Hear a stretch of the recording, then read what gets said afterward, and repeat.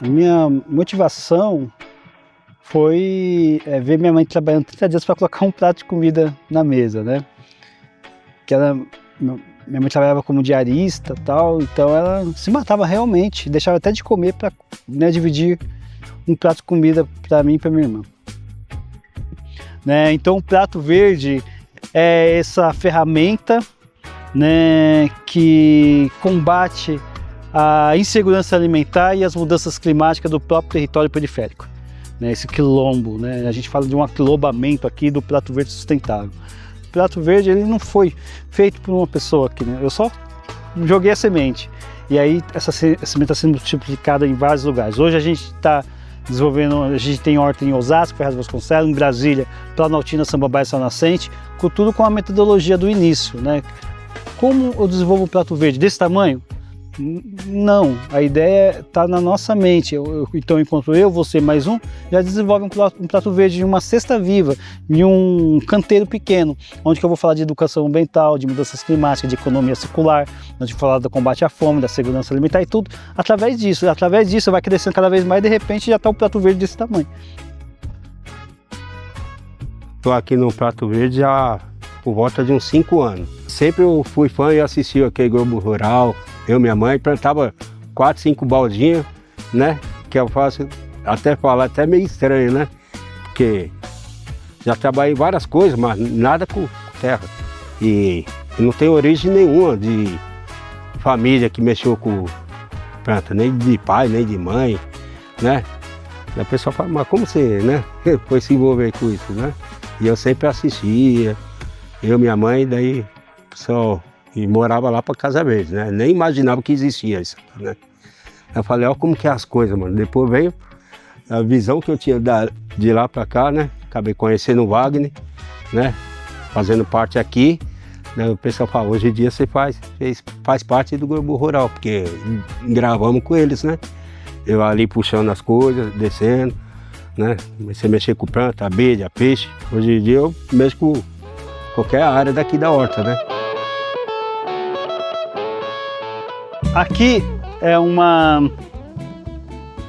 equipamento que mostra que a gente consegue produzir, né, uma produção de proteína animal, que são os peixes, e também, né, os vegetais. Então isso mostra que a gente não precisa só de terra, né, fértil, a gente consegue produzir uma horta suspensa, né?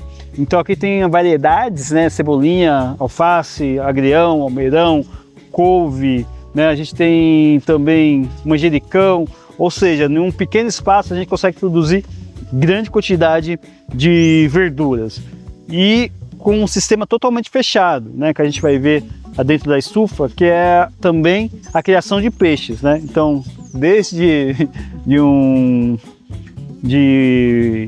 tilápia, carpa, né, outros tipos de peixe que tem ali, né, mas também a ideia é mostrar que a gente consegue produzir comida em pequenos espaços. É um circuito fechado, onde que a gente coleta água,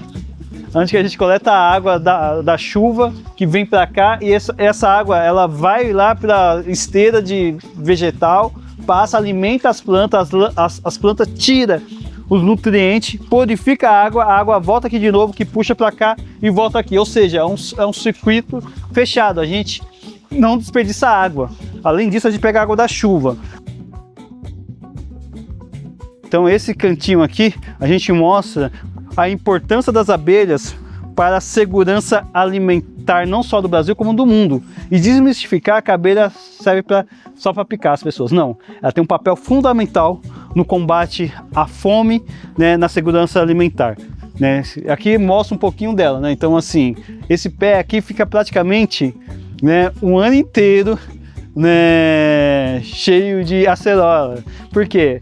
As abelhas têm um trabalho de polinização, né? Então traz bons frutos, né? Aumenta a produção. Isso a gente mostra, né, que as abelhas cultivadas em pequenos locais, né, de território, além de trazer mel, ela poliniza, né, e aumenta a biodiversidade do território. Eu sou a Tainá, aqui do Prato Verde Sustentável, e eu vim apresentar para vocês, né, os nossos produtinhos que saem diretamente da horta do Prato Verde, que são a base das punks, as plantas alimentícias não convencionais. Dentro desse potinho, a gente carrega não só sabor, não só nutrição, mas também a história do Prato Verde. Essa daqui é a maionese de Ora Pronobis, com biomassa de banana verde. Ela tem uma textura bem gostosa, parece uma maionese mesmo, só que ela não vai ovo, não vai leite, é um produto vegano, muito nutritiva, muito saborosa. Esse daqui é o pesto de punks, ele tem a capuchinha, o azeite, o manjericão, a nozes. E esse daqui é o pesto de manjericão com parmesão. É o nosso carro-chefe aqui, muitas pessoas consomem, gostam muito.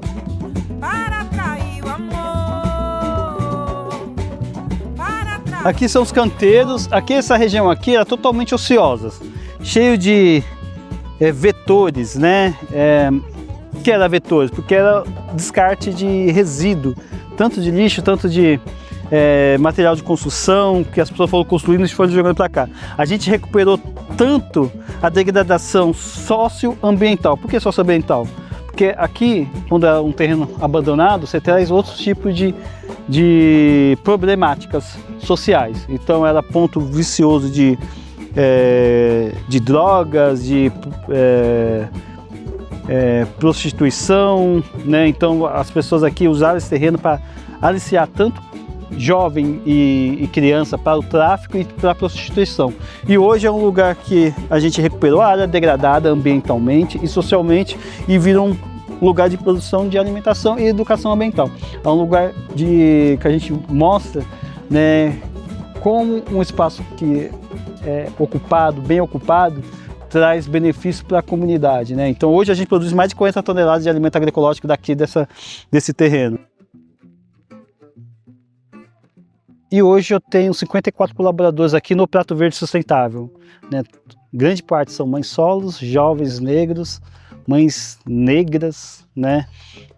Que geralmente não deu certo, né, no sistema capitalista de trabalho, né? Estava desempregada há muito tempo e hoje ela encontrou um lugar acolhedor, que é o Prato Verde, do lado da casa dela, onde que ela pode trazer os filhos dela para cá, onde que ela produz alimentação que alimenta ela e alimenta a sua família e a comunidade. Tecnologia social, ancestral, biotecnologia e as tecnologias modernas, tudo junto para mostrar que nada está separado, está tudo conectado. A gente faz parte dessa tecnologia. Sem o ser humano, não existe tecnologia.